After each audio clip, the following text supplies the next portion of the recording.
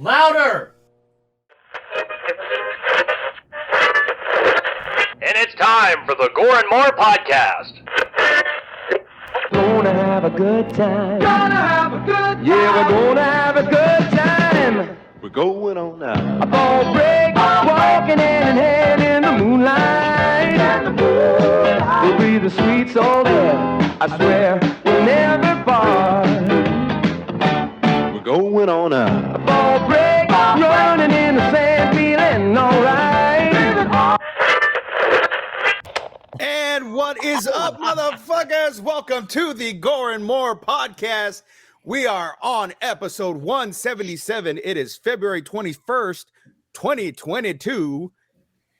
What's going on, fellas? What's up, brothers? We are missing our Fluff Master Supreme right now. And so I don't have any like really cool name for us. You know, I know he likes to introduce us as like, you know, with his little spiel, you know.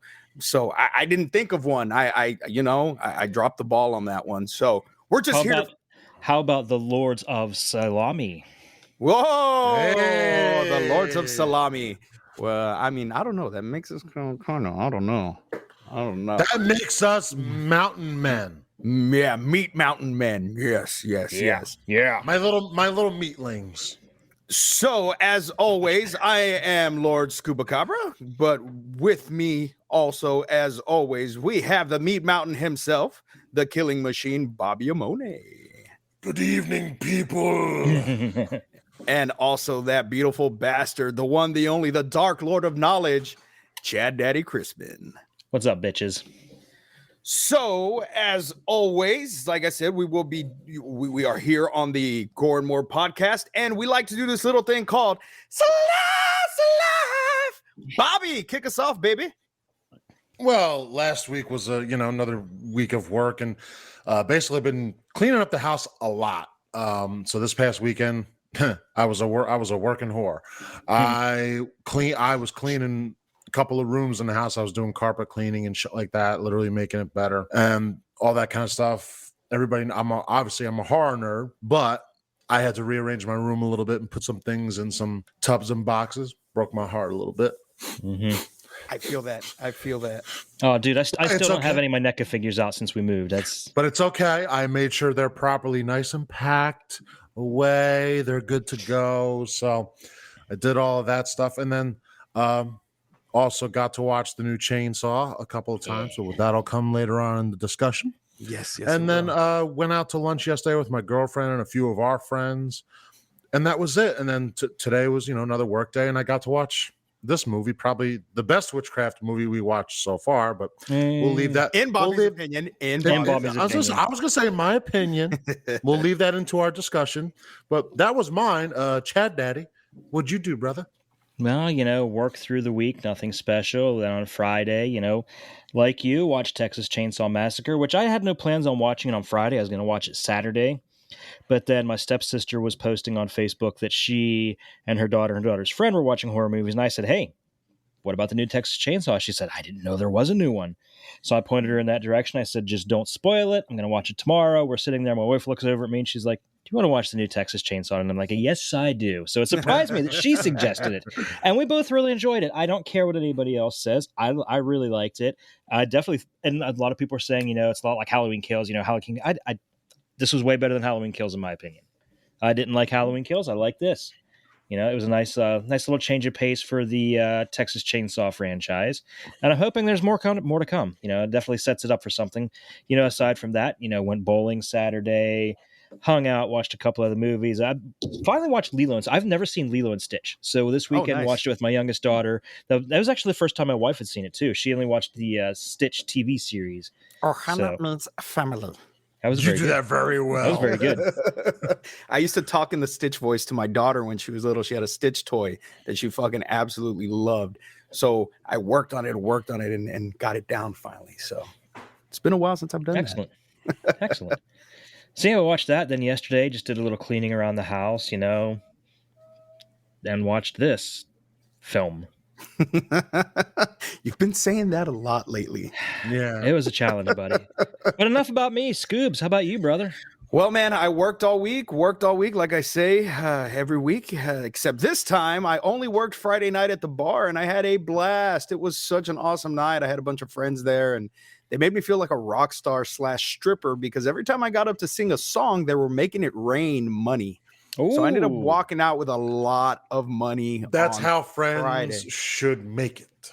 So Very nice. usually I have a weekend birth. If my birthday falls during the week, I try to have my birthday party the weekend before. My birthday's tomorrow. It's on a Tuesday. I'm going to be the big 4-0. So I didn't really have a big birthday party this year, man. And you figure, you're turning 40, you got to do something big. But I didn't do that. I just had a couple of people come out to the bar. We hung out. I had a few drinks. I didn't get too sloshed or anything and just had a good time. And then Saturday, woke up and drove my happy ass to the gas station in Bastrop, Texas, and spent the night where they filmed one of the scenes from the Texas Chainsaw Massacre. They have cabins there that you can rent, and I literally sat in that cabin and watched horror movies the whole time I was there. That's all I did. Nice. I just sat there, escaped from reality for a bit, and just relaxed, man. I got a quick question. What's up? So inside that whole gas station, what do they got? I only see pictures, but what do they got? Okay, so it is set up like a horror lover's dream. They have masks, they have figures, anything you can think of. They have NECA figures, they have, the big gremlin puppets. They have it's like it's a horror shop inside. But also the best part is it is also still a barbecue joint. And they have some of the best brisket that you can get in the state of Texas, hands down. Wow. And it's awesome. So I ate some barbecue and sat in the room, and I bought those two uncut versions of Texas Chainsaw Massacre 2. I gotta say, I'm really disappointed that you didn't tell us you got them while you were there, because I would have gladly PayPal'd you money to pick up a couple copies. For myself. So I bought the last copy that they had of Texas Chainsaw Massacre 2.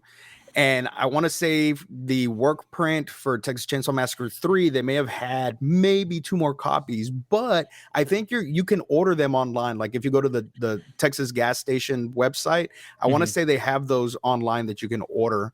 Nice.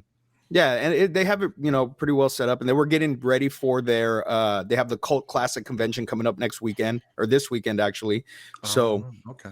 They were getting things set up there for that as well. So it was actually a pretty cool weekend. And Nice. I ate this, man. So this is what I love about living in the South. Our breakfast is just, it's just amazing. So I went to this really little cafe in the town square and I got breakfast. They don't have pancakes. They have griddle cakes, which it's a pancake. It's just a little thicker. They also had what I ate for breakfast was, biscuits, sausage gravy with bacon crumbles on top. That was my meal. And the lady asked me, "You want a full order or a half order?" And I chuckle. I'm like, I'm a big guy. I'll take the full order. And she chuckles back at me. And I know why she chuckled. Wow. These were the biggest biscuits I've ever seen in my life. They were huge. I did not finish them all, but it was cool. And then I drove back home. Came back and just, started watching this movie after I did a little bit of laundry and stuff. And now I am here and we are ready to talk about whose pick was this? This was mine. I'm All sorry. right. Take it, Chad Daddy. Yeah, Chad, this is you, baby. Before we begin, I just want to say hello to everyone that's commenting on the side. Sorry, we're not ignoring you. We're not ignoring you. Oh, yes. We're just in the zone. We're in the zone. Yes. We're not ignoring any of you at all. So hello to everyone. Hello, Brody. TJ. Hello to everyone except for Heather. Rissa, I'm kidding. E-Bunny, Heather. Oh, big Johnny D. Hey, Johnny D. Johnny. And Joe over in Twitch. We were getting some Twitch followers. That's good. I like that. But yes, good evening. We got some good friends popping in to say hello. Okay, so we are talking today about Rob Zombie's film, The Lords of Salem, released April 19th of 2013. And let's give this a little plot rundown. After receiving a mysterious LP in a strange wooden box from an unknown band, Heidi, a local radio DJ, is tricked into playing the bizarre record on air, triggering disturbing hallucinations and recurring ominous flashbacks. For fear of aggravating her old drug addiction, Heidi turns to the occult scholar Francis Matthias, unbeknownst to her that for the next 7 days she will plummet deeper into insanity, haunted by grotesque apparitions of primeval witches whose coven thirst for retribution. There were some primeval itches too. However, Yes, I'm pretty sure. However, there was some this, yeah. However, how is Heidi linked to Salem's evil past? Dun, dun, dun, dun. And take care of that itch. So, directed by Rob Zombie, who of course did House of a Thousand Corpses and The Devil's Rejects, among many others. Written by Rob Zombie, Halloween, Werewolf Women of the SS, which I'm so sad that movie never got made. Yes, that would have been awesome. Produced by Rob Zombie, The Haunted World of El Super Bisto, 31. In case you guys didn't notice, I always try to throw something a little different for each that Rob Zombie's listed under. Also produced by Jason Blum, Paranormal Activity series, and Andy Gould, House with Thousand Corpses, and Halloween. Take it away, Bobby. Sure thing. Starring Sherry Moon Zombie of House of Thousand Corpses, pretty much every fucking Rob Zombie film, as Heidi LaRocque and Adelaide Hawthorne. Bruce Davison, X-Men and apt pupil, as Francis Matthias. Jeff Daniel Phillips, Westworld, 3 from Hell, as Herman Whitey Salvador. Really, Whitey? Jesus Christ! I have a shirt. I have a shirt that says Whitey on it. It's a work shirt. It says Whitey. I found it at Goodwill and I had to buy it. Fair enough. Judy Geeson, Mad About You, 31, as Lacey Doyle. Meg Foster, They Lived, Masters of the Universe, as Margaret Morgan. Patricia Quinn, Rocky Horror Picture Show. Monty Python's The Meaning of Life. That's a great movie. As Megan. Excuse me. Dee Wallace, E.T., the Extraterrestrial, Cujo, Critters, and among millions of others, as Sonny. Ken Foray, really? Do we have to say what he's in? Dawn of the Dead, and Leatherface, Texas Chainsaw Massacre 3, as Herman Munster Jackson. See that there? He throws it in there. You see what they But did I don't there? remember them calling him that. I don't either. I don't remember. I don't remember hearing Munster at least. Yeah. Herman, I did. Maybe they cut Maria- it out. Probably. Maria Conchetta Alonso, Predator 2, The Running Man, as Alice Matthias. Andrew Prine, Amityville 2, The Possession, and Eliminators, as Reverend Jonathan Hawthorne. That's our beautiful cast, ladies and gentlemen. Lovely, lovely. I'll go ahead and take it from here. Music by Griffin Boys Turbo Dates. Cinematography by Brandon Trost, MacGruber, Ghost Rider, Spirit of Vengeance. Edited by Glenn Garland, The Devil's Rejects, and Halloween. Effects/makeup by Jared Gunther, Thor, The Amazing Spider-Man. Distributed by Anchor Bay Films. Runtime of 101 Little People. NPAA rating R. Budget 1.5 million. Grossed 1.5 million. Gentlemen, let's generally discuss this film. Okay, first off, I'd never seen this movie before, and I needed a witch movie. I thought, you know what? I've been meaning to see this for a while. Let's throw in Lords of Salem. I'm sorry. I'm sorry. This movie. What you're apologizing for? This movie bored the shit out of me. Like, hardly anything happens. There was a lot of just imagery, and it was like, Rob Zombie was trying too hard to make an art house film, like we were saying, like he was trying too hard to make Suspiria, and it just fell flat on every possible way. I did not care for it at all. Yeah. I didn't care about any of the characters. I didn't give a shit what happened to any of them. There was no one to connect with. I wouldn't even say any of them were really likable, except maybe Ken Foray's character. He was pretty cool. Well, I mean, there really wasn't any character development in this film at all. Like, I mean, we get a backstory about the witches and stuff, but really we're just kind of thrown in, and then it's like, okay, here are these people. This is the stuff happening. But it was like an acid trip. You know what I mean? Yeah. This whole film was like an acid trip, and I can say that because, I've been there, done that. But for me, watching this movie, it has its good parts and its bad parts. A lot of it's more bad than good. I did like some of the the lore that was brought up, as far as especially with the other movies that we saw as well. There's a book, and the witches are in the book or whatever. So it was kind of cool to see that he actually did do some kind of, I'm not going to say he did factual research on anything that occurred, with the witches in Salem, but it made it feel like, okay, shit, this could have happened. This could have been something that actually occurred. during, you know, that time period, because of course we all know about Salem witch trials and shit that happened there. Yes, and give it some more naked Sherry Moon. I mean, she's got to be naked in like almost all of his damn movies, which I mean, Except we've never gotten a frontal. No, in this you only see her ass too. So you had some side boob. True. Little. I mean, as far as, all right, for me personally, I mean, I'm a Rob Zombie fan. I don't like all of his movies, but I'm not going to tell you this is his worst one either. I personally feel, out of what we've watched, for me, this was a better witch movie, even though it was all over the place. I will give you that, but for one reason and one reason only. It had witchcraft. Yeah. It had to do with Satan. So Yes. we got that, you know, satanic aspect that comes along with witches, and we actually got to see that a little bit more. And it's, even though the imagery was really fucking weird and like, what the hell did she give birth to at the end? I mean, it's supposed to be the son of the devil, but I wasn't expecting some fucking Prometheus face hugger. Yeah, it looked like some kind of cross between a starfish and a squid, whatever the fuck it was. I will say, it doesn't seem, but we did get a little bit more of an explanation because of that one guy. Yeah. He was doing the research. So if that followed that line a little bit more, it would have been a little bit better, I think. We still got an explanation with him because he was like, oh, well, this is what this is. Oh, so this is where it's all connecting. Any other witch movie we watched, there was no connector. He had connectors here.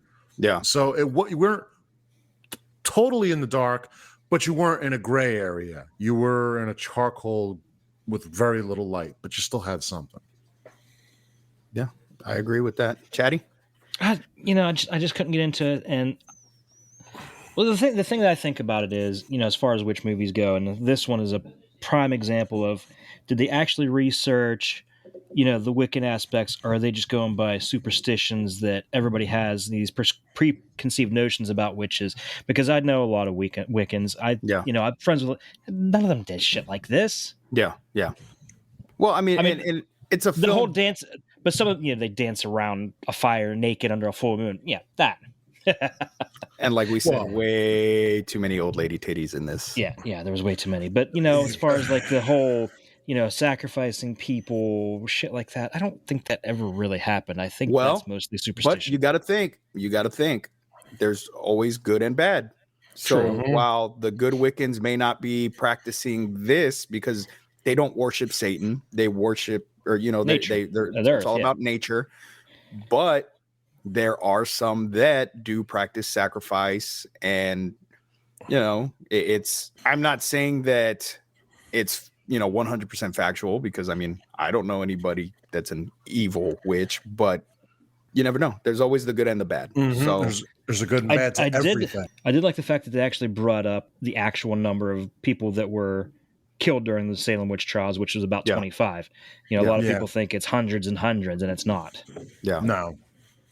It's just under, it's like just under 30. It's like, that's really not a lot, but it's not a lot.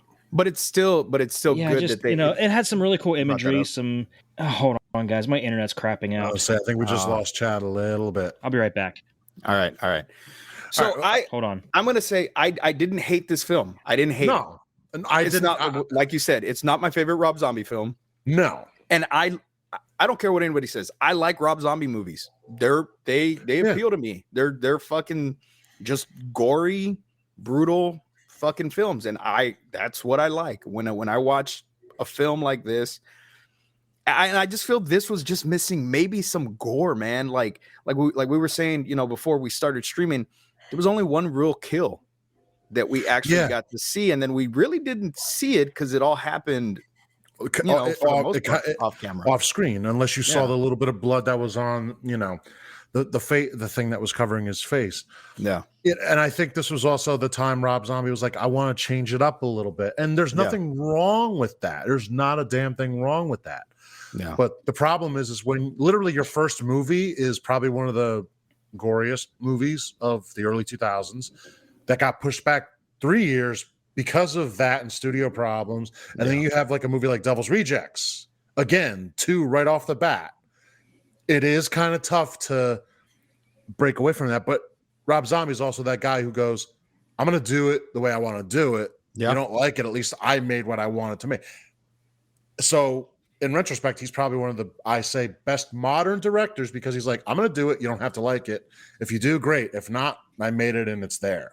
Yeah. I mean, and he's a horror fan. Yeah, and this is one of those movies, but it's not for me, and I know you just, it's not a terrible movie, but not one that I'll put in the top 10.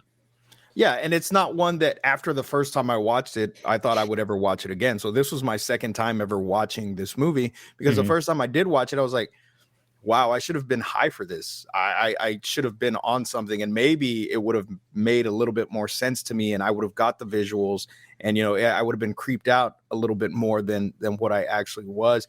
But in a sense, it is kind of a scary movie. The visuals are frightening.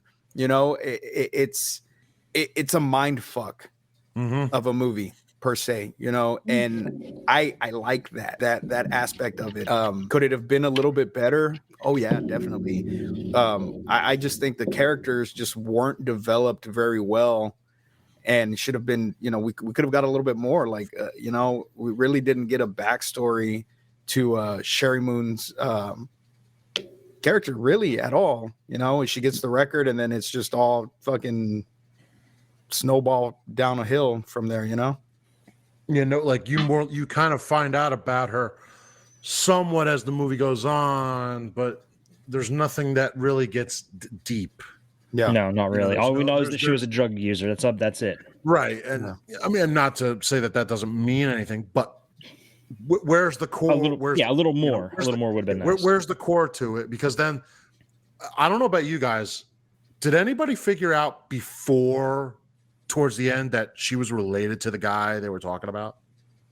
I had a feeling that that's vague why. notion, yeah, I had a vague, and I felt like when Whitey tried to play the record in her apartment and it didn't play, and she was able to play it, I figured it had either she was a witch or she was related to one of the witches, or she was part of a prophecy or some shit, and that's why she was able to get the record to actually play when he couldn't get it to play. Okay, fair enough. John said she was an old-time user and a descendant of the main guy who killed the original Coven. Yeah. So you had to pay attention to the last names, really, which with all the visuals and stuff, it's kind of distracting to actually pay attention to what was leading up to that. At that point, you're not paying attention to names; you're paying attention to a visual.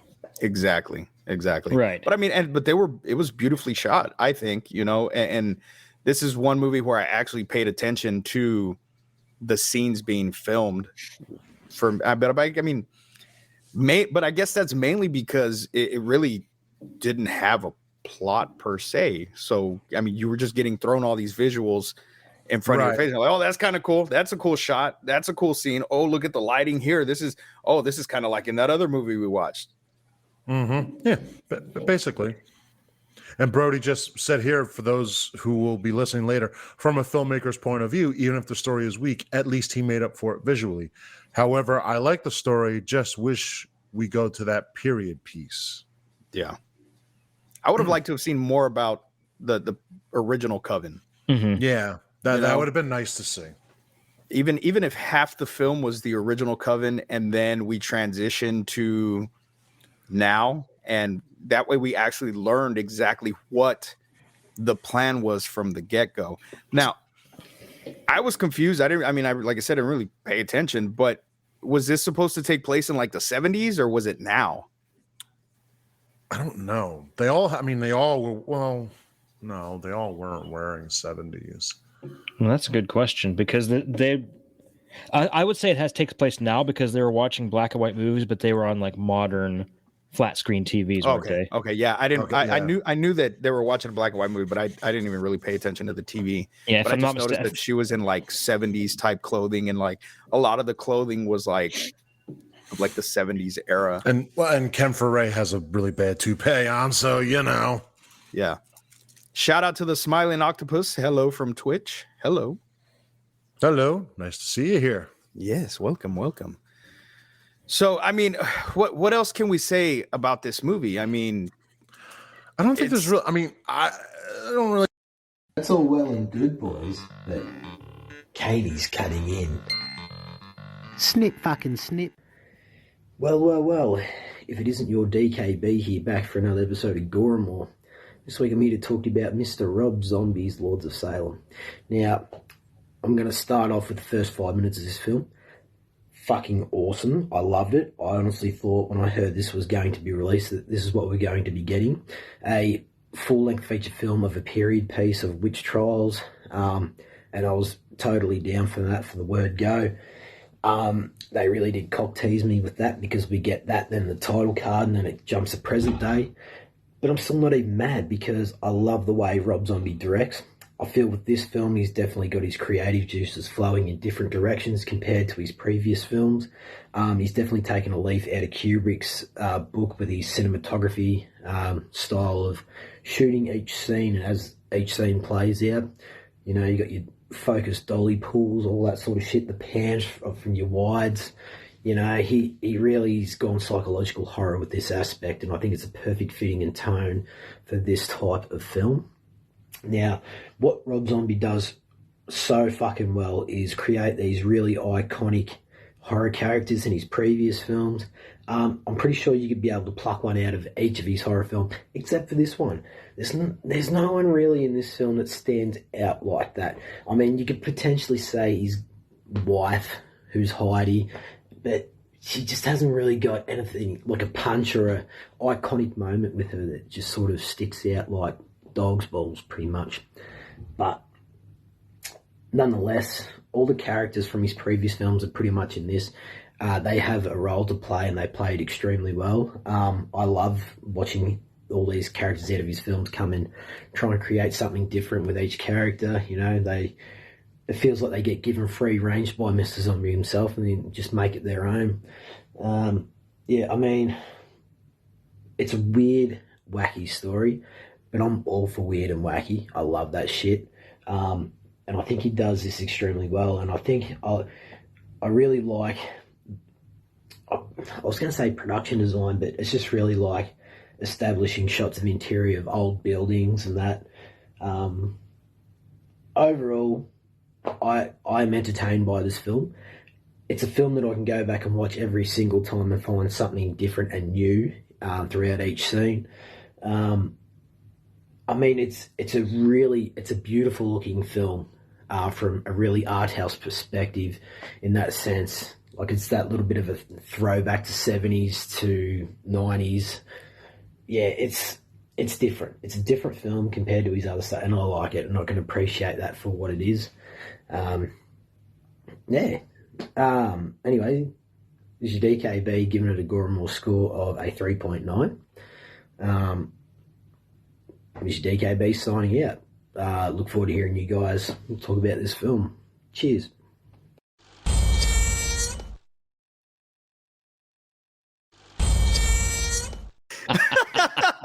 I'll tell you, that ending part was great. That was great. fucking That great. was I awesome. I did not watch his review before I fucking played it. Wow. Oh my that God. was fucking great. Oh, But Brody, always wait, bring it. Around for that later. But wait, there's more. What up, homies, and what up, Gorehounds? It's Big Johnny D coming in. Sorry I couldn't be there today, but I am celebrating my daughter's birthday, so you know. Anyways, we are here to talk about 2012's Lords of Salem, our first Rob Zombie pick on the podcast, and not my personal favorite, but all right. It was my second go-around. Did not like it the first time. This time, not much better, but I enjoyed it more. I will say that. Cinematography of this film was absolutely, it was gorgeous. I enjoyed it quite a bit. I liked the weird art motifs on the wall. It might not be everybody's bag. I gotta mention this.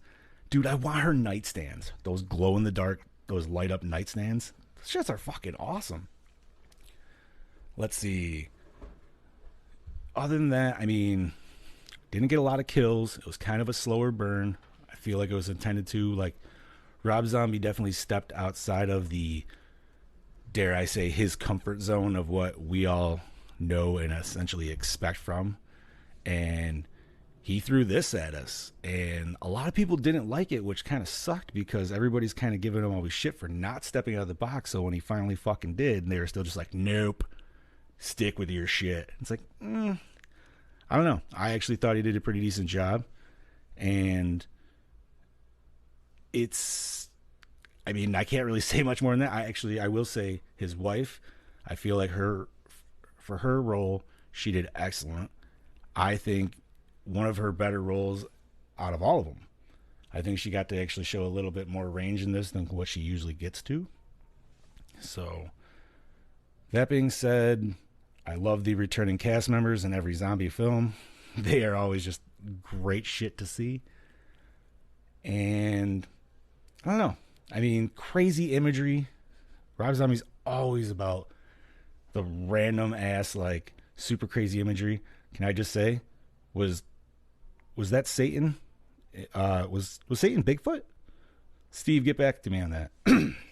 That being said, I'm gonna say favorite kill. I don't know, the witch burning scene, dude, when they all died, because that was pretty fucking gnarly. And opening scene, so yeah, same thing. Witch dance ceremony. All in all, I think if I'm gonna rate this bitch, I'm gonna give it a 3. Solid 3. Sounds about right. Like I said, not my favorite zombie film by any means, but I don't think it's actually my least favorite either. So, that being said, gentlemen, I'll see you guys next week. Gorehounds, love you, and adios, motherfuckers.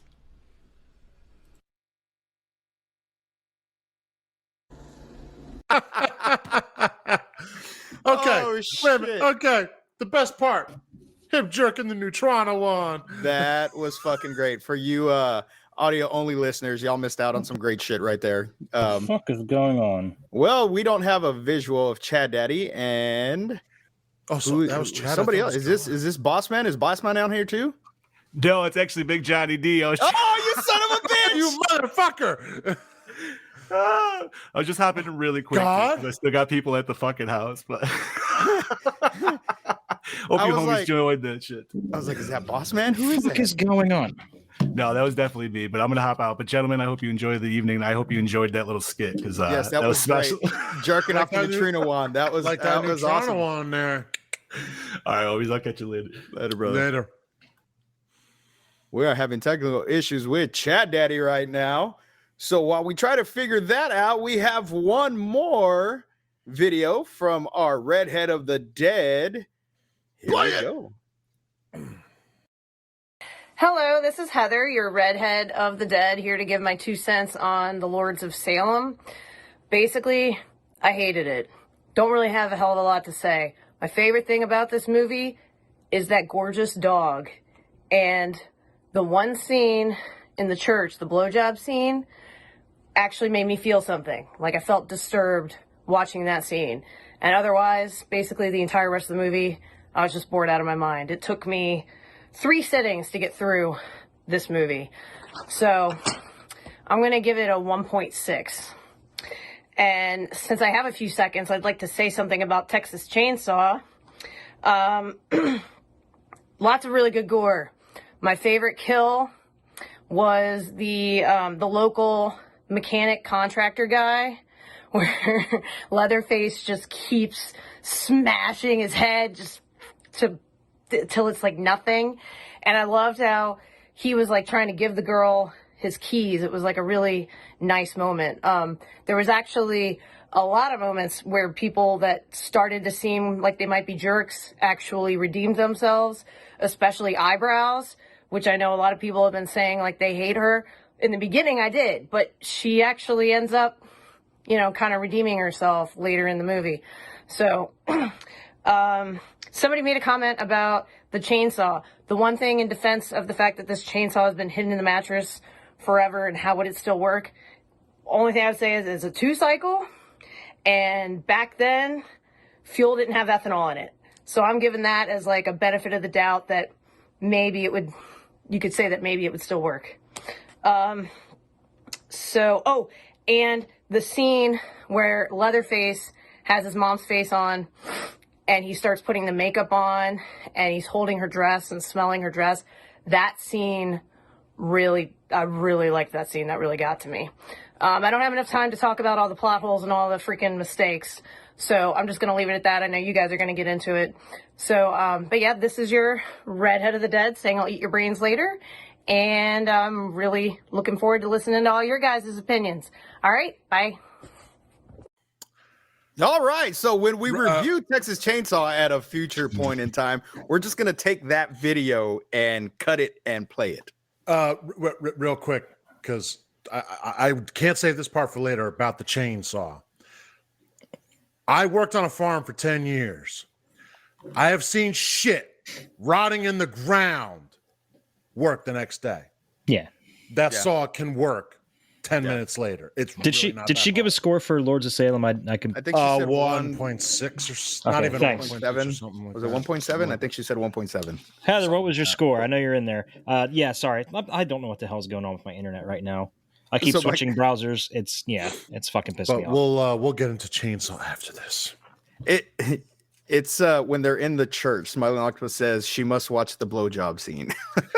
All right, now wait. I know we're not on discussion still, but let's just get one thing straight about that scene. All right.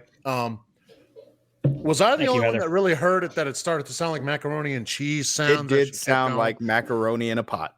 I'm not gonna lie. At first, I'm like, this is really wrong, and I'm like, sounded pretty good over there. That's how you know it's a good. That's how you know it's a good one when it sounds like macaroni and cheese. She said, she didn't seem like she wasn't enjoying it either. Well, I mean, like it seemed like it was a little forceful first, and then just saying. Well, you know, God calls it different times. So, shout out to my cousin Ricardo. He said, "I wish I knew what these movies are about, but I'm here for cousin support." Thank you, cousin. I appreciate that. Fair enough. Thank you for the support, sir. So are we done generally discussing, fellas? Do we have anything else we need to say? No, I think we're good on that. I think we're good. All right. So, Chad Daddy. All right, let's dive into this. There are no digital effects in the film whatsoever. Nice. I love that. I fucking love that. Yep. This was the first film or TV project Sid Haig was ever cut from in his 51 years in the entertainment industry. Oh, rest in peace, Sid. Yeah, thank you. So I appreciate everything you did. I would love to know the reason, but I'm curious. That's a good question. I mean, that's not necessarily up to Rob Zombie. A lot of that's up to studios too. That's true. I wonder if we'll ever get like an uncut version. I don't think it would make it any better. I would just want to see what Sid's part was. Same. So speaking of, according to Sid, the actors were only given the parts of the script that featured their own scenes to prevent any leaks. Oh, shit. That's actually brilliant. Actually, yeah. In a sense. But, I mean, it could make it hard to act if you're in a scene with somebody else because you don't know exactly what the dialogue's supposed to be. Interesting. But that probably makes it a little bit more natural, too. Yeah, true that. You know, I hear they do that with Tom Holland, too, because that boy can't keep his mouth shut. He cannot keep his mouth shut. Yep. Yep. Okay, moving on. Meg Foster described working with Rob Zombie as an experience like no other in her career, comparing it to walking through a labyrinth. Oh. I'm going to go with good. Maybe he was putting like LSD in the drinking water or something. That could be. You never know with Rob Zombie. So actually, he wrote a novelization of the film along with writer Brian Evenson. According to Zombie, the novelization is based on the original screenplay, which differs significantly from the final script used in the film. Oh. Yes, and I'll get into that a little more. Actually, you know what? Screw it. I'll just go on. Okay, so the novelization written by him and B.K. Evanson was released on March 12th, 2013. They began working on the novelization after Zombie's manager had been approached by Grand Central Publishing about a potential book tie-in. The idea interested Zombie, who expressed a fondness for movie tie-in novels as a child. Ditto. Nice. Of the book, Zombie has also commented that it offers a different experience from the film since it can obviously go into much more detail, and that the book is based on the original screenplay, which differs significantly. It was also Rob Zombie's first time appearing on the New York Times bestseller list. Wow. Damn. I wonder. Okay. I wonder if it's like still relatively cheap to purchase because you know a lot of like the novelizations for films. especially like these Friday 13th Halloween ones. They're stupid expensive. I'm not saying this movie is even in that caliber, but yeah, I get what you mean. Hold on, let me look. I'm on Amazon right now. Lords of Salem by Rob Zombie. There's the audio book. Let's look at the other ones. 1 second. I only want to hear the audiobook if he narrates it. You. Who does narrate it? It's narrated by Aaron Bennett. So no. Never. But yeah, the paperback you can get it for $13.79 on Amazon. Yeah, so it's still very affordable. Nice. I'm gonna check it. I want it. I just just to see how different it is than the film. You know what? The paperback's $13.79. The hardcover's $19.45. So go with the hardcover. Yeah, always go with the hardcovers. They last longer. Yes, they do. Always. But is it still cheap as fuck? Because it's not. But I mean, if it was on the bestseller list, I mean, it's got to be. It's got to have. I mean, if you made a top 10 bestseller list, that's still pretty damn good. Yeah. It doesn't say top 10. It just said it was on the New York Times bestseller list. It could have been all the way down at like 50 for all I know. It's still on the list, Chatty. It's still on the list. It's still on the list. Continuing on. Yes, okay. Continuing on. This was filmed in the actual town of Salem. It was filmed in the actual town of Salem. Awesome. Cool. I want to go there one day. I'm going there at the end of the month for Freeman's birthday. You son of a bitch. I know. I'll take pictures. The joys of not having children. Believe it or not, Rob Zombie hinted at this film being a metaphorical and spiritual prequel to his Halloween films, so this may take place in the 70s. How would it be a prequel, though? I don't know. It just says metaphysical and spiritual prequel, not necessarily dealing with much about, But yeah. Interesting. Maybe it's Halloween 3, but it ain't to the... Never. Yeah, maybe Halloween 3. Rob Zombie imagined the witches as Charlie Manson-esque hippies. Which he pulled off very well. They were like the Sanderson sisters meet the Manson family. Basically. Yeah, pretty much. The screenplay had a subplot about a film named Frankenstein and the Witch Hunter, a kind of Hammer Films exploitation that the characters of Matthias and his wife attend thanks to free tickets from the radio station. Rob Zombie shot the film within the film with Udo Kier, Camille Keaton, and Clint Howard, but all the scenes related were deleted from the final cut. Oh, wow. Damn. Huh. Okay. I'm going to see if we can find that. I'm sure the deleted scenes are out there somewhere. The scene where they first tried to play the record took a while to film as they struggled with how to create the effect of the needle jumping across the LP. As the effects guy worked on a line of filament, another crew member suggested simply removing the needle from the arm. Oh, there you go. Okay, fair enough. Simple things. Simple things. Yep. Bruce Davison also dealt with the Salem witch trials in The Crucible in 1996. I remember watching that movie in school. Yeah, we watched that in school. Yep. It was a little after my time in school, you young fuckers. Graduated in 94, so. Jesus. Funny story. I don't think I've ever mentioned this on the show before. So my senior class project in English class, I don't remember exactly. It was supposed to be dealing with, real life sort of like autobiography type of stuff. And so guess what I did my presentation on? What? Fire in the Sky. Oh shit! And I showed the alien. I showed the abduction scene. Oh my god! Everybody was grossed out, and I was like, "Yes." My cousin Ricardo said I was still having recess in '94. Yes, I was in middle school. You young whippersnappers, get off my yard! Get off my lawn! I was 1 year old. Wait, 94. I was 14. I was 14 in 94. Ebony was 1. 1. Damn. Okay, we get it. We're fucking old. Shut up. Shut up. Yeah. Excuse me. I'm the young one here. Stern had to leave the production due to scheduling conflicts and was replaced by Bruce Davison. So we almost got Bruce Stern. Damn. I can't see it making the movie any better though. No, not really. It'd be a little different. But I thought Bruce Davison did a much better job. I like Bruce Dern, but Bruce Davison would have been, he's the better choice. Believe it or not, Goldie Hawn was considered for the role of Margaret Morgan. Oh yeah, I could see that. My cousin Ricardo, he just corrected me. I was 12. I was not 14. I was only 12. Learn math. I'm Learn laughing at math, what Brody. I'm laughing at what Brody said. He was shitting in his nappy in '94. Shut up, Ricardo. I'm trying to make myself. God damn it. Whatever. Shut up. You know, Billy Drago is included in all cast listings for the movie, despite being leaving the project before shooting again. Huh. Okay. Fair enough. Richard Lynch was cast as Reverend John Hawthorne, but due to his worsening health, he couldn't perform the role properly. He died a few months before the film even opened. Oh, damn. That sucks. Yeah. That's sad. All right. Fair enough. That's unfortunate. This was shot in 22 and a half days. I can tell.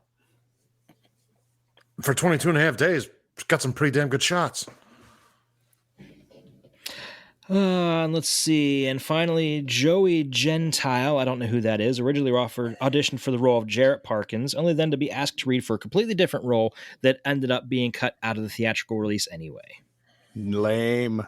Yeah, I don't know who that is either. So it seems like this movie had a lot of more cut scenes than some of his other movies that I'm aware of. Well, I don't know. House of a Thousand Corpses had a shitload cut out. And I still, to this day, want to see an uncut version of House of a Thousand Corpses, which I doubt we will ever get. There was, like, before it came out, before it got a wide theatrical release, it may not even hit the festival circuits yet, but there were DVD copies being sold at the Pittsburgh Comic-Con that had, like, the original ending and everything, so I don't know. I wish I would have got it. I'm still kicking myself for not ever actually purchasing it. Yeah. Damn. All right, is that all we got? The original ending was completely different. Yeah, that's all we got, buddy.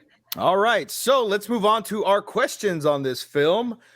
What format did you boys watch it on? On demand, Tubi. I did Movie Sphere. Nice. No commercials, had subtitles. It was good. And it was the first movie I watched with subtitles. The commercials were... Just saying, it was the first movie I ever watched with subtitles. But yeah, John's always talking about subtitles, so I was like, I'm going to watch it with subtitles. That's because we're old and we can't hear so well. Yeah. What'd you say? I couldn't read your lips. Okay, right. So douche of the film. Douche of the film. Oh, the head of the three witches. What's her? Yeah, the neighbor. Name? Yeah, the neighbor. Definitely. I mean, those three witches. I mean, all three of the witches were douches, really. Actually, yeah, you could put all three. The head witch was the douchiest of the douches. Oh yeah. All right. You know, props to Dee Wallace for being very flirty. By the way. Yes, very, very, very flirtatious. Like, she lured Matthias in. Like, you know, I would have just been like, nah, it's cool. I'll come back. Nah, don't worry about it. I'll be back.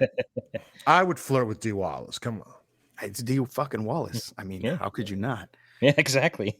All right, boys. So I feel like this one's gonna be easy. Favorite kill. The only kill we got. Yeah, yeah. What did she kill? What was she stabbing him with? I know he got hit with a frying pan first, but after that, I don't know. Because I know she hit him with the fucking frying pan and then he was laid out, but then she started stabbing him with something, but I don't know if she had like a hatchet or something, because it never really shows like what she was bringing down on him. It was probably a knife. I can only imagine it being a knife. You know, I guess technically we did get more kills because it showed the witches burning, but did they really die? Because you kind of see them again at the end of the movie. Like their spirits are, I don't know, whatever the hell you want to call it. John says she just beat his ass with the pan, he thought. Yeah, but I don't remember there being a stabbing.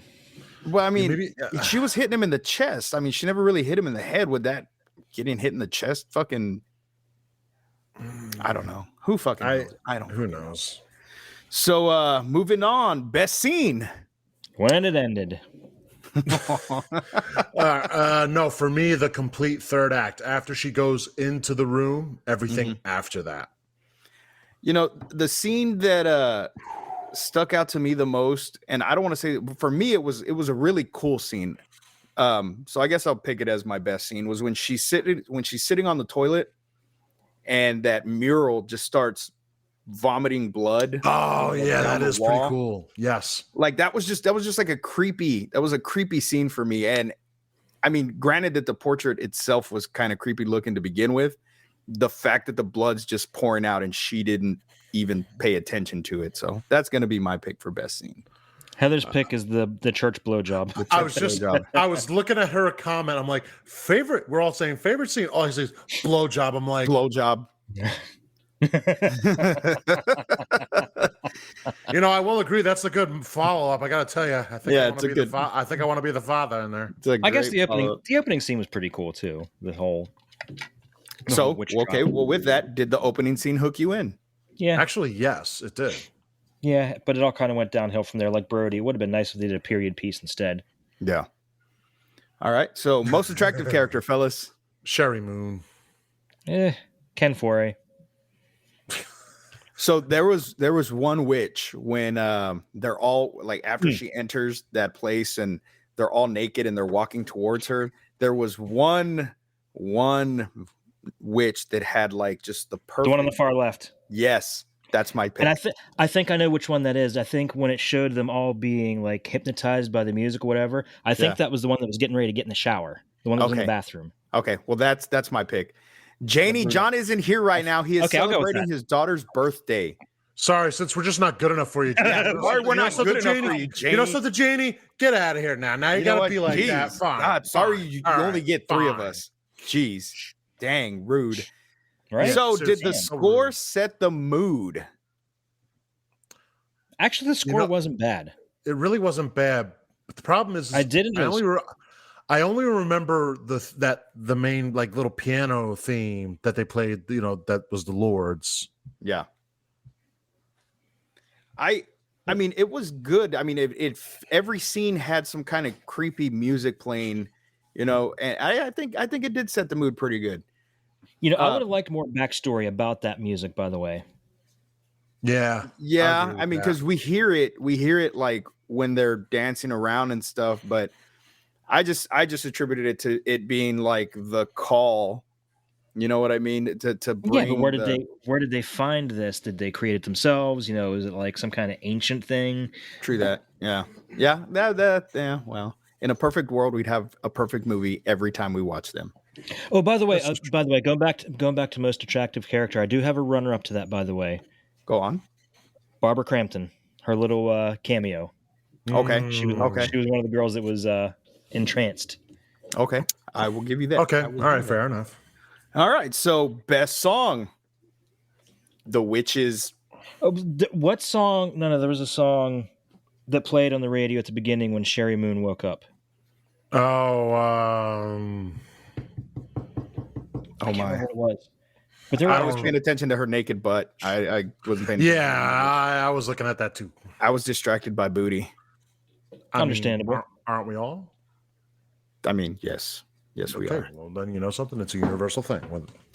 Yeah. So I mean, because the only one that I remember is the Lords of Salem tune. So I'm gonna say that was the best song. It was creepy as shit. It set the mood for. Yeah, that's it. Brody said, "Blinded by the Lights." Blinded by the. Thanks, that's Brody. Yeah, that's it. Thanks, Brody. Oh, Janie, you have to be so careful, poor baby. Okay, so favorite character. You know, the man who had the museum. What the hell? I can't. Let me pull Matthias. Yeah, that's what I'm going for. Matthias. You want because he brought explanations with him. That's why. Yeah. Yeah, he was a very enjoyable character. I liked him. I'm gonna go with, just so I can be different, I'm gonna go with Whitey. I like the character, even though he was just a supporting character, really, but you could tell that he really cared for Heidi. You know, like he was in love with her. Yeah. Oh yeah, he was. And kind of seemed like they had like there was like a little fling on the side, and I kind of got the impression he wanted more out of it, and she didn't. Yeah. Like maybe they had hooked up one time before. Yeah, while she was like, they were friends with benefits at one point, and he wanted more. That's what I was thinking. It's like they definitely had like a little bit of a past. Yeah. All right. So was it scary? Not to me.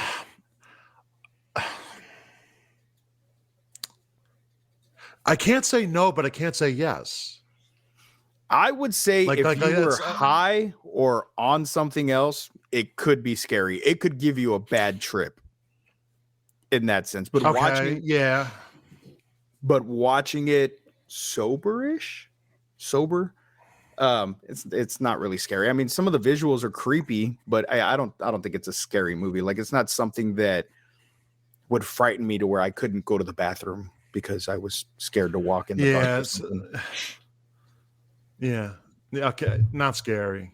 Not Like, really. but I knew when I was watching this, I wasn't going into this to be scared to begin with. So Ebony says scary isn't the right word. She thinks it's more disturbing / creepy, which that's perfect. perfect Definitely. way to describe it. I agree with that. Definitely creepy for sure. Yeah. I'll give it that. At How times. was the acting, fellas? The acting wasn't bad. It really wasn't. The acting was pretty good. The writing, not so much, but the acting was pretty good. I'll definitely say Sherry Moon. I agree with John. She was actually really good in this. Yeah. I mean, it was different from the other characters that she's played, especially Baby, and I always go back to her playing Baby because that character was just so loud and so annoying. And, this is more of a, serious type of role as opposed to what she's played before in his other films. Playing Michael's mom was, a serious role too, but I think the acting was pretty good. Now that you mentioned it, you mentioned Baby. Now it just finally occurred to me what other character Baby reminds me of, and that's fucking Harley Quinn. Yes. Oh, definitely. yeah. Yeah. Sherry Moon totally could have pulled off a fucking Harley Quinn. Yes. So, did you guys like the cinematography? Actually, absolutely. Yeah. It was shot beautifully. Beautiful. And yeah, like I said, all these other movies that we watched, I didn't really pay attention to the cinematography. And in this movie, you're kind of forced to watch, to pay attention to the cinematography because it's just there. Mm-hmm. There's nothing else happening. It's the cinematography. It's the shots down the hallway. It's the lighting. It's the back pieces, when she's on that bed and it's got like that moon with the face on it. Like that was just beautifully shot. Like he did a great job with the cinematography on this film. One of my favorite transitions since we're talking. So the whole movie, especially in the hallways and stuff, it's that grim. It's not so brightly lit. But when she goes into that that brightly lit room, everything is fucking lit to shit, and it's so bright. I like that transition because we're so used to a dull all movie, and then we get that bright. So the use of color in this movie, not overbearing, but is definitely to a T, beautiful. Mm-hmm. All right, so did you guys like the premise? Yes. Premise, yes. Much. Execution, not as much. Okay, and I can agree with you on that, Chad. As I feel the same way. It's a great premise. It had a lot of potential to be a lot better than what it actually was. On to our R's, my boys. Recycle, rewind, remake, or reboot this bitch. Re-release with everything that's not in it. All right. I don't want to remake it because I don't think you're gonna get it. I'm gonna say recycle it. It didn't do anything for me. I would say, shit. I would be okay with a remake if they gave us maybe what was in the book. Because apparently the book's way better. So remake it with the original screenplay. Like I said, I would like to see an uncut re-release, full movie with everything we didn't get. Maybe it might not make it better, but I would still like to see it all. Are we gonna have to add another R now? Re-release, uncut. We don't have to. No, we don't have to. But sometimes you just gotta. No. Nah. All right, so boys, let's rate this bitch. Let's start off with you, Chad Daddy. I'm gonna very generously give it a 1.5. Wow. All right, jeez. Bobo. I'm actually gonna give it a 3.5. All right, fair. I'm gonna give it a 3. I like I said, it wasn't the worst movie we've seen, like I say when we watch movies that are bad, because like we always say, it's not Cabin Fever 2 and it's not Amityville. No, Was it Amityville 3? no. Amityville 3. Yeah. So it had its good points, it had its bad points, but I'm gonna give it a 3. It's a solid 3 for me. Okay, so that rounds out. It's about a 2.6666. So I'm going to round it up to 2.7, guys. How that's how it's not- coincidental? yeah, seriously. And now that you said that over Ah. air, we're screwed. But thank God she's not here. Yes. Oh no! Do not Oh conjure. no! That name is forbidden. She who must not be named. Do not. I'm gonna say it. I'm gonna No. say it. I'm No. gonna say it. Ah! I'm not gonna say it. Brody, say it. Don't Say it in the chat, Brody. Say it in the chat. It doesn't count. We have So- to say it. Say it. All right, so Chad- it's time. Oh, what are we Oh doing? no, Is it or time? no, it's not time. Sorry, Chad. What do we have next week? Sorry. Well, next week we have, believe it or not, one more witch movie that may end up being the best one. It's called The Pale Door. It's apparently a Western set. The bank robbers, they rob a train, they find an abandoned ghost town, there's witches. I don't know. None of us have actually seen it, so We've never seen it. I Yeah. picked it when we were picking our list. I just picked random fucking movie, and this was my witch movie that I picked. So and it we could be the shall best. see. We don't know. Yeah. who knows? I'm hoping, because if it's the worst, I'll never live it down. Real quick, because they're all saying the name, but I'm going to say it a little differently because it's not going to be direct. It's more like Mary, Mary, quite contrary, trimmed that pussy. It's so damn hairy. Oh, baby. Looking like Scuba's chin. You don't like that 70s Afro bush? I got no problem with Bush. The wilderness must be explored. Jesus Christ. Big Johnny D. Fuck, one more witch movie. Yes, one more witch movie, but it's got cowboys in it, John. It's got cowboys in it. So Yeah. yes, Kaylee, we are reviewing The Pale Door next week. Yes, we are. So watch it and be on the show with us. Janie, watch Prom Night 2 and you all will be answered for you. And Yes. stop giving us crap about John not being here. All right. Yeah, Shut John will it. be back tomorrow. Or You know next something? week, No, okay? he's not going to be back, and you're going to have to deal with it. Yeah, no, he'll be back. Yeah, we're gonna Look, replace him with Brody permanently. It's gonna be Brody. As long as I don't have to host, we're good. As long as I don't have to host, we're good. Brody can take lead. So, all right, fellas, we are on to that point of the show where we change the subject and we talk about all things nerdy. Yeah. Boys, give me some nerd news. Let's talk about the elephant in the room, guys. Let's discuss our thoughts on the Texas Chainsaw Massacre. Texas Chainsaw Massacre. 2022. I don't want to go I didn't first. hate it. I'll go first. I did not hate it. And I know there's a lot of people that are like, oh, well, this subplot didn't need to be there, whatever. I love the whole fucking movie. I didn't think I was gonna like it because it went straight to Netflix, and I said there's no fucking way Netflix was going to do this fucking series justice. It was good. Being a Texan and I'm telling you, I cannot stand Austinites. I cannot stand them.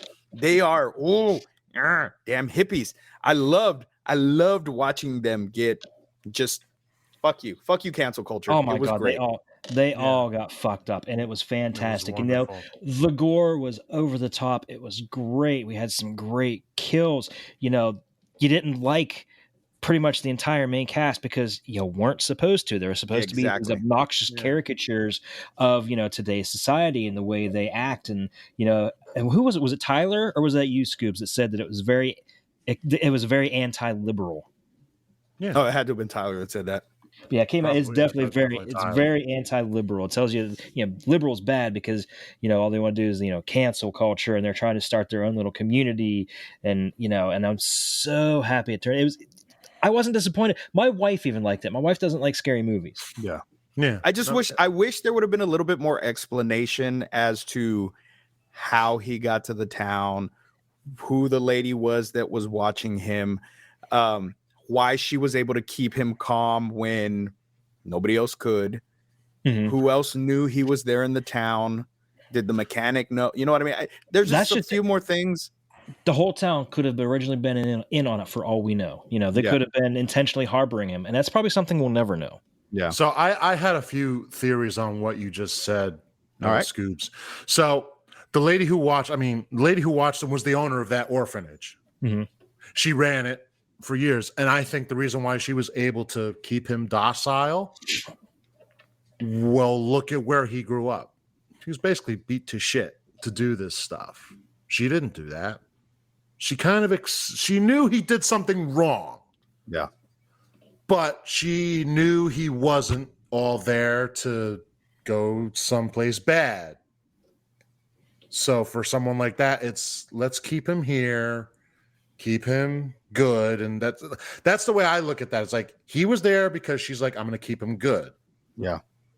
That's basically probably what she was doing.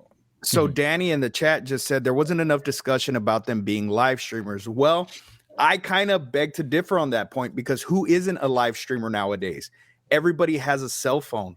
Everybody can pick up their phone. I mean, the whole and there's groups of people that's all they do. So And for me, that it made perfect sense for me. And I got to say, that was my favorite part of the movie was watching people's reactions to the carnage going on in the whole bus scene. And everybody's like, oh, that looks so fake. This can't be real canon. This is so fake. Yeah. You know, that was a great touch. Well, and I just feel like because that's how we would react. Yeah. If we saw somebody live streaming on Facebook and you see this giant man with a chainsaw coming after them, nobody would think it was real. There's no way in hell anybody would think it was real. You know what I mean? Right. And I love that scene so much. And, you know, there was people, well, why did they just go out the back door of the bus? Those styles of bus did not have an emergency exit. So no, they didn't. Now, the one thing I did not like was the way the mask looked at the beginning of the movie. By the end of the shut up. No, I will say it when you're done. I will say it when you're done. And I understand it was a freshly skinned face, whatever. There should have been some blood on the damn mask. By the end of the fucking movie, it was brutal looking, and it's what it should have been. So I get why it looked the way it did at first. I still say he looked like Harold the Scarecrow from Scary Stories, but it worked. And when it comes out, I'm going to buy it. And I'm going to dirty it the fuck up because I don't want the clean version. I want the fucking dirty version of this fucking mask. Now, Bobby, go.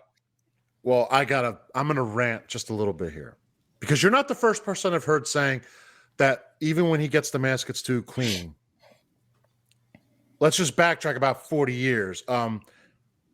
Everybody, was there 1 ounce of, just let me go here. Was there 1 ounce of blood on that original mask? No. Did we keep it? Well, yeah, it's the original. But it was leather. Not. It did not look like a freshly. To me, all face. right, listen. No. I love the original. I'm not going to say I don't. But I don't know about you. That one was a little paper thin in spots. Well, he was still learning how to skin faces. He didn't have the art down yet. And you gotta think your skin is not as thick as you think it is. Skin is not really that thick. So for the mask, and it was cured and stuff too in the original. I always assumed because he was called Leatherface, there was some kind of curing process to make the masks wearable and sturdy per se. So that's why it had that, yellowish brownish tint to it. And then even more so in part 2. And then even in part 3, it had the stitching and it looked more, firmer than this one, because of course this one's still a freshly skinned face. He wasn't able to process any of that. But that's just me. That's just my theories on this. Anyway, whatever. But for me, this mask for me was definitely one of the best ones because, again, we literally see one face. We don't normally see one face. We see a piece of face here. This is another piece of face. Yeah. I liked the fact that he literally said, I'm going to take this face and that's what I'm going to wear. So I liked the fact, and people are like, oh, it's droopy. It looks cartoony. I'm like, did you guys not see the remake? That's actually more of a cartoon face, I feel, than this face. Yeah. Because I give you that. Because it's perfectly placed. Your eyelid, the way he had it cut in some of that remake, no eyelids coming like that. It's going to be tore because that is, come on. You could literally, you're pulling, that's paper thin. Yeah, so, there wasn't. No, go ahead, Chad. It wasn't even prepared in any way. He literally just cut the woman's face off and put it on, Yeah. Well, I mean, and think of how long it had been since he actually had to do that as well. So of course he wouldn't have a mask at hand ready to go, but Right. the woman that was protecting him, his mother per se, his mother figure is gone. There's nobody to control him. So he reverts back to those animal instincts that he had always growing up. So it was, I don't give a shit what anybody says. And you know what? I love the bus scene, and it makes sense to me. Halloween Kills, when Michael does that whole killing scene of everybody, to me, sorry, Bobby. I know you love that movie so much, but that one scene of Halloween Kills just did not make any sense because Michael wasn't a mass killer like that. He was always in the shadows. He was, he was the guy that would kill somebody then disappear. It wasn't like he wasn't killing a mass amount of people at one time. Yeah, it made perfect sense for Leatherface before. Yeah. So then now you bring me to my next point, because I will disagree with Chad on this. So the whole Sally Hardesty thing. Listen, I'm not going to say it's not good. They made her Lefty from part 2 is essentially what they did. Yeah, but I'm sorry, but they really played it very much down. They did. If you're going to do it, give me a real reason. Here's where I'm going to go. With Halloween, whether it is the 1st, 2nd, 3rd, 4th, 5th, 6th, whatever it is, Michael intentionally went after Laurie and the people around her. Yeah. It gives Michael more sense as to why to go after her. Leatherface has no clue who this girl is. He doesn't remember her. But still, I'm sorry. The fact she's looking at him, don't you remember me? Do you really think, really? Come on, let's be real here a little bit. Well, what's his intentions with her? But technically, she could have killed him and he could have killed her in that room. Yes, but she built it up so much in her head because she ran. And like TJ said, Sally was a runner, not a fighter. Yes, but because she ran, she always regretted not fighting back. So now was her, and that's what drove her. And that's why she told the other girl, don't run. If you run from him, he's going to haunt you. Because that's what happened to her. There's also every bit the possibility that he did remember her. He just didn't want to acknowledge it because you're always going to remember if a girl gets away from you. Wait, that sounded... Yeah, wait a minute. You always think about the one that got away. If you're hunting, you remember the big buck that you missed. If you're fishing, the big bass that you didn't catch. It's the one that got away. And then you're always going to remember something like that. And I think he did remember her, but it didn't register. Keep in mind, they're saying like 50 years passed. Yeah. He could have Alzheimer's. Yeah. True. Or maybe it's not even the real Leatherface. Maybe that's another good possibility. Maybe it was his son. That could very well be. We don't know for sure. Yeah. That was a theory that I had too. So, but for me, it was always like, they did it better than Halloween. We knew Michael was still around. We knew the potential he had to break out again. He knew where he was going to go. Leatherface was kept docile. If that lady didn't die, it would be like, you're never going to find him. You would never know he was still there. We knew Michael was a threat. No matter what, whether he stayed there or not, that man was a walking death trap. But in a sense, I mean, so was Leatherface, because if the mom died, even of natural causes, who was going to control him? Who was going to step in? I mean, look at it. We see at the very end credit scene, he walked back to the original house. It's true. So he did. He's not just some dumb, mindless killing machine. He remembers things. So that's why I'm inclined to say. That's why I'm inclined to say, like, this whole town hid him. There was this whole conspiracy to hide him. There could have been more family members. It could have been, he could have been just, almost not quite hypnotized, but maybe mentally conditioned to kind of forget about what happened. Yeah. Because he's not able to, now that they're conditioning him to do that. I could see that.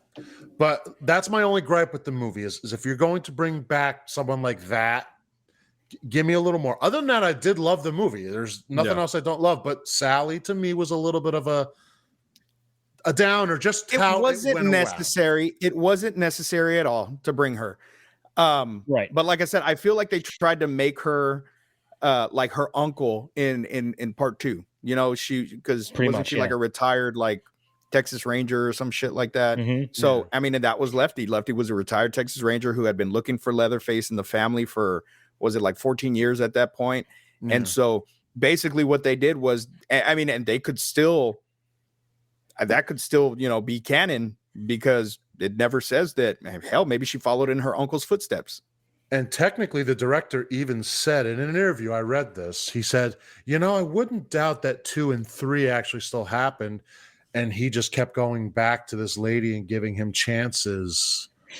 So he's even like, I wouldn't doubt that they're still canon, but I'm not going to say yes or no. He did say that with these movies. I mean, and of course we see him we think he gets blown up with a grenade. We don't really know for sure in part 2, because I mean, we don't see bits and pieces of him after the fact, but I don't know. It was a good flick, and I see people shitting on it, you know, but it's just like Halloween. People loved Halloween, and there's people that didn't. So, and it's gonna be like that with every horror movie. You're never gonna appease everybody, especially when you are either making a sequel that gets rid of previous sequels or starting with, you know, a remake and remaking, because there's people that hate the remake of Texas Chainsaw Massacre.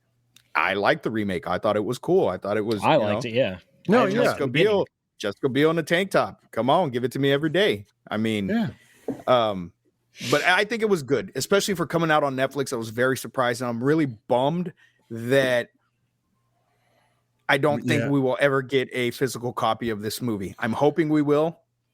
I have a don't say never. Don't say never. They've done physical releases of Netflix stuff before. And remember, this is a chainsaw film. If people want it, and if you lobby enough for it, Netflix has to listen to that, whether they think they can or can't. Yeah. You know, Brody, The Next Generation is the only Texas Chainsaw Massacre film I did not watch this weekend. It's the only one I did not watch. And I'm going to say to Brody, I'm sorry, but I fucking hate that movie. I haven't seen that one. That's the only one I haven't. No, I didn't see Leatherface either. Like the newer Leatherface. I watched them for what they are. I just love the whole crazy. See, and the one thing that was missing from this film, I will say, was the crazy family. That's always in the background. You know, you always have the cannibalistic family, the craziness. I just wish we would have been able to see. And who knows? Maybe they'll give us a sequel. And in the sequel, we'll get, you know, Chop Top or some, you know, so I don't know. You know who is worthy of coming back for a sequel, though? Chop Top. No, Tink from part 3. Okay, yeah. He was a crafty motherfucker. Come on. He was. He's very crafty. So I would like to see him and Chop Top link up. Here, I got an invention. Chop Top, use it. Come on, that's perfect right maybe there. Tink's the one who saved Chop Top from dying from the chainsaw cut by giving him some kind of weird fucking mechanical shit or something. Could see that. I'd be down for it. I don't give a shit. Make it crazy, make it weird, make it gory. I'm gonna love it. Yes. Do we have anything else, or do we have anything else we want to talk about nerd news wise, boys? I know Chad's got a couple things. Well, we can talk about the big NECA releases. Okay, so this weekend would have been the annual Toy Fair, which is the showcase where all the different companies, you know, show what toys they're going to release throughout the year. You know, you got Hasbro, you know, all these, and NECA revealed some really cool stuff. First off, we got to talk about how badass the sculpt is for the dog monster of the Thing. We finally got our first look at that. And it is outstanding. Great detail on it. So, they can only go up from here because there's still so many other versions of the Thing they can do. This is just what we're getting for now. And I'm assuming we're going to get more down the road, kind of like, you know, with the Gremlins collection and, you know, the Jason collection, the Michael Myers, you know, we're going to get little variants and different stuff like that. And I'm really hoping, fingers crossed, they can get likeness rights, because I would love a child's figure, you know, because the world, you know, we need more of Keith David, thank you. And this that would actually be the second Keith David figure they have, because of course they have Goliath from Gargoyles. I was going to, not only that, they also have him from They Live. Oh shit, that's right, they do. So I mean, they have his likeness. So they gotta make something happen. They need to make a few figures happen for the Thing, along with all the other ones they have too. But I love the dog thing. Holy shit! You know, so I just hope they make some Final Girl figures for Friday the 13th. Ooh, One Ginny day, would be eventually. Ginny and Alice for sure need to be. I wouldn't mind You a know, Tina for my part. that's probably the first one they'll make is Tina, because she's probably the most famous. Yeah, I could. Regardless, more people have seen part 7 than just about any Give others. us a fucking Tommy Jarvis. Give us variants of the Tommy Jarvis. Give us a Tommy Jarvis 3-pack. Yes. Give us. yeah. Yeah. Yeah. Give us a Tommy Jarvis 3-pack. And they also have the new Toonie Terrors coming as well, which is American Werewolf in London and the Halloween 3, the Kids in the Masks. Those are the only two they released. That's a must buy for me. I absolutely have to have the Halloween 3-pack. Yes. I actually have all the Toonie Terrors up to date. I wasn't a big fan of them, but some of the ones like Harry Warden, I saw that. I'm like, I got to fucking get that. But I haven't seen it in stores yet. It's out. Many. It's out. I want to say I have maybe like Jason, Freddy, Michael, the Nun, and Pennywise. I think those are the only ones I have. I was a fan of them the minute they got out. Like, I have the newest ones in my room. The other ones I boxed up right now. So now when the new ones come in, box up some of the other ones, put the new ones out. What you need to do is buy some Scooby-Doo figures and put them. Oh, that would work great. Yeah, I great. I think they got some coming out too. Scooby-Doo figures. At least I remember seeing some. So I need to get some. I think you boys see the sculpt for Krampus, the Krampus figure coming out from NECA. Yeah, the figure. No, the only thing they showed was the accessory pack. The accessories that come. Oh, that's what it was. It was the accessory pack. Yeah. Because the Krampus himself is still hidden under a package, but you see, the teddy bear, the angel, the clown. You see, NECA's killing it, man. Their sculpts are fucking awesome, and they just keep getting better and better. So I'm excited for whatever comes out.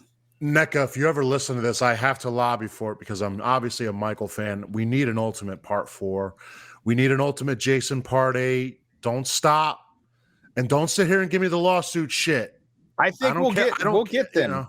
Isn't the lawsuit over? Didn't they finally? Yeah, it is. There's still little fine details that need to be ironed out. The lawsuit's over, but there's still so much paperwork and everything that has to be gone through that unfortunately it completely killed the game.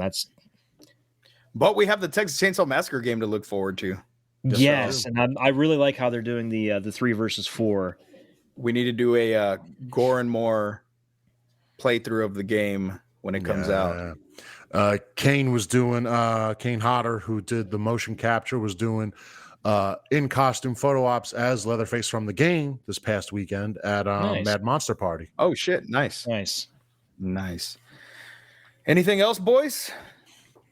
I think we touched on like all the big stuff, and from what I hear, officially the digital release of Spider-Man No Way Home is next Tuesday. Oh, nice. Ooh. Nice. Now, I know originally everybody was saying it was going to be February 28th, but that falls on a Monday, so they delayed it a day to put it on Tuesday when most movies release anyway. Yeah. So if you're a big fan of the movie like we were, definitely go get that. And it surpassed Avatar, which I was really, really hoping for, and it finally did it. So I was very happy about that. Thank God. So, well, fellas, is that all we got for today's episode? No, that is all we have. All right. Well, Bobo, start us off. This is your Killing Machine, Bobby and Moan, saying we'll see you next week, Gorehounds. Stay fresh, cheese bags. Hey, did I actually say February 31st like your cousin? I meant the 28th. No, I don't know. Maybe. I don't know. Fuck it. Whatever. It's the 31st of February. It's coming out February 31st. Yeah, buddy. Close enough. This is your Chad Daddy saying, I'll see you next week, bitches. Last witch movie ever. This is your host with the ghost, the prince of the paranormal, the duke of the dead, the ghost daddy himself, Lord Scuba Cabra, saying, remember, cereal is just cold soup. Ah.